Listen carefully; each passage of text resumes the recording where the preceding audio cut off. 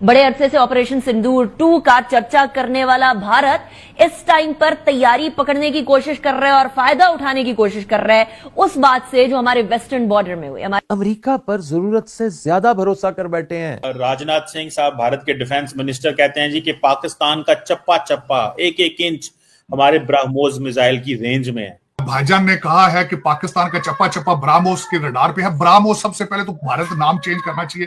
वो सुना बाहर से कहीं आया, सिर्फ पेंट इन्होंने यहां किया उसको। अच्छा, आप अगर पाकिस्तान का चप्पा चप्पा उस रेंज पे है तो क्या आप समझते हैं कि पाकिस्तान जो है वो पकौड़े जलेबियां तल रहा है इस वक्त बैठ के? कि वो आपको वेस्टर्न फ्रंट पर ब्लीड करवा रहा है। उसने आपको टीटीपी के जरिए पहम एंगेज कर रखा है। अब आपने उसे अफगानिस्तान में भी मौका दे दिया। चंद डॉलरों के लिए वहां खड़े होकर भारत की सरजमीन पे मुतकी भाईजान दाढ़ी काली करके आपने आजाद कश्मीर का नाम लिया। शर्म लिया ये बात करते हुए? आप उससे पहले आपने अगर इंडिया को डोनाल्ड ट्रंप के जरिए रोकना है ना, तो मेरे भाई you are mistaken, sadly and badly mistaken.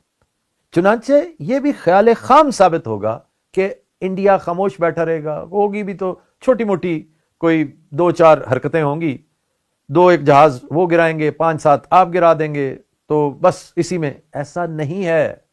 इसका सख्त बंदोबस्त करके रखें। आप 4 एस्पेक्ट्स को मिसकैलकुलेट करके बैठे हुए हैं। एक, डोनाल्ड ट्रंप को आप जरूरत से ज्यादा पावरफुल समझ रहे हैं। वो आज का रोमन एम्परर आपको इन मामलात में कतन हेल्प नहीं कर सकेगा। दूसरा, आप मोदी के बारे में मिसकैलकुलेट किए बैठे हैं कि वो चुप हो जाएगा, वो खामोश हो जाएगा, मजबूर हो जाएगा, डर जाएगा, घबरा जाएगा। आप जितनी मर्जी उसको न्यूक्लियर थ्रेट भी करेंगे, उसने 1000 दफा कहा है कि नो मोर न्यूक्लियर थ्रेट्स। तो उसको भी जहन में रखना था कि जागते रहना, डोनाल्ड ट्रंप पे ना रहना। एयरफोर्स की रैंकिंग में इंडिया जो है वो 3rd नंबर पर आ गया है। इंडिया ने चाइना को बीट कर दिया है, चाइना को ओवरटेक किया है इंडियन एयरफोर्स ने चाइनीज एयरफोर्स को। दरअसल इतिहास में शायद पहली बार भारतीय वायुसेना के पायलट्स ब्रिटेन के फाइटर पायलट्स को ट्रेनिंग देंगे। ब्रिटेन भारत से सीखना चाहता है कि दुश्मनों को कैसे उड़ाया जाता है। इसके अलावा थाईलैंड के सैन्य विशेषज्ञ बोल चुके हैं कि भारतीय वायुसेना ने ऑपरेशन सिंदूर में जिस तरह से रणनीतिक तैयारी, टेक्नोलॉजी को लेकर आत्मनिर्भरता और रणनीतिक संयम का उदाहरण पेश किया, उसका अध्ययन हर देश की वायुसेना को करना चाहिए। यूरोपीय देश ग्रीस की मीडिया भी बोल चुकी है कि भारत ने पिछले कुछ वर्षों में अपनी सेना को जितनी मजबूती दी है, ऐसी मजबूती ग्रीस की सेना को भी मिलनी चाहिए ताकि वो तुर्की जैसे दुश्मनों से निपट सके। ऐसे में जिस वक्त पूरी दुनिया भारतीय वायुसेना को झुककर नमस्कार करने लगी है, उसे देखते हुए अब भारतीय वायुसेना को चीन की वायुसेना से भी ज्यादा ताकतवर घोषित कर दिया गया है। यही सबसे बड़ी खबर है। भारतीय वायुसेना चीन की वायुसेना से भी आगे निकल गई है। पहले नंबर पर अमेरिका है, दूसरे नंबर पर रूस है, लेकिन तीसरे नंबर पर चीन को पछाड़ते हुए भारत की वायुसेना दुनिया की तीसरी सबसे शक्तिशाली वायुसेना का खिताब जीत चुकी है। यानी अमेरिका की मौजूदगी में भारत की क्या मजाल है कि वो ईस्टर्न बॉर्डर को कभी खोलने का सोचे भी। जहां तक वेस्टर्न बॉर्डर का ताल्लुक है, उसके लिए हम खुद काफी हैं। यही डोनाल्ड ट्रंप, यही अमेरिका भारत को रशियन ऑयल खरीदने से तो बाज नहीं कर सका। लातादाद और चीजें जिनसे बाज नहीं कर सका। 3 मेजर एग्रीमेंट्स उसने चाइना के साथ किए हैं, उनसे तो बाज कर नहीं सका। टैरिफ वाले मामले पर उसे शीशे में उतार नहीं सका। तो फिर किस बिरते पर डोनाल्ड ट्रंप मोदी को इस जंग से बाज रखेगा, जिसकी तैयारी उन्होंने गुज़श्ता 10-15 साल की है। अजीत डोभाल ने ऐसे ही सारा सिलसिला कर रखा है। बिलियंस ऑफ डॉलर्स उन्होंने इस काम के ऊपर स्पेंड किए हैं। और ये वो खप्त है, ये जुनून है जो इन सब राजनाथ, डोभाल, जयशंकर एंड मोदी और इन जैसे और बेशुमार, इनके सरों पर जंग का खून सवार है।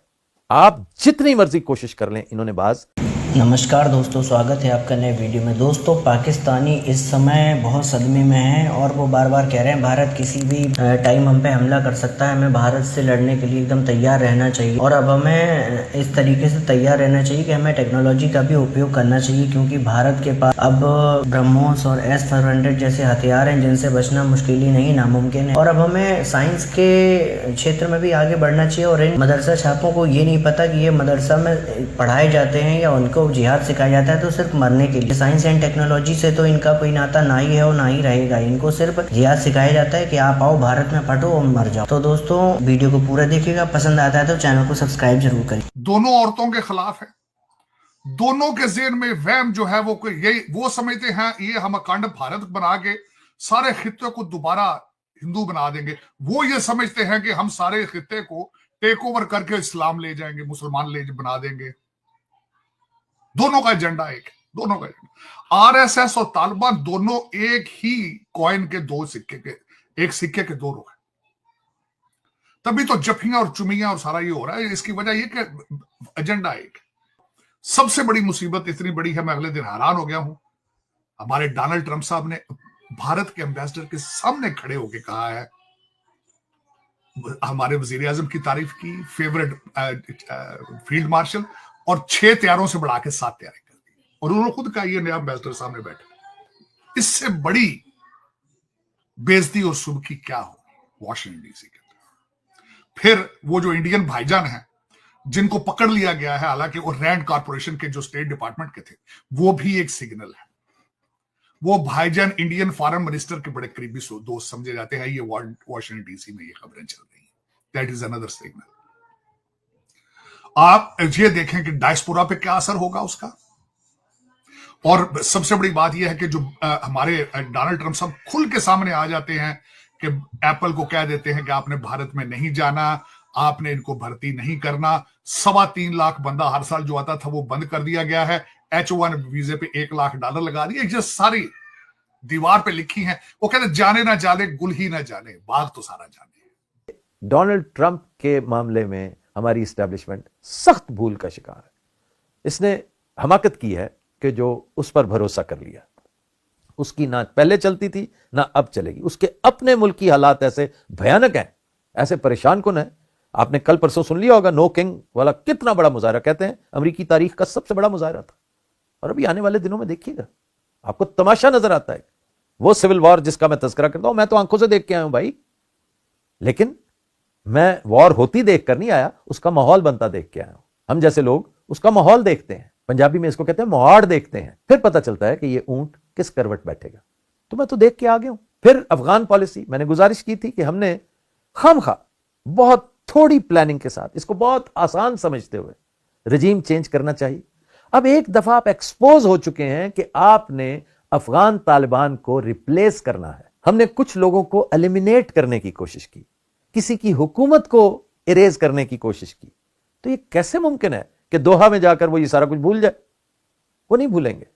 ये भी हमारी मिसकैलकुलेशन थी कि अफगान तालिबान के पीछे चाइना खड़ा है, रशिया खड़ा है, ईरान को भी सूट करता है ये, और चलते चलते आपने खामखा इंडिया को भी पिछला खड़ा किया।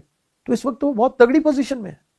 फिर आपने चाइना की पोजीशन को भी मिसकैलकुलेट किया, और आखिरी मिसकैलकुलेशन आपसे हो रही है यूनिवर्सल सिस्टम को, यूनिवर्सल प्लान को समझने में जो फाश गलती कर रहे हैं आप।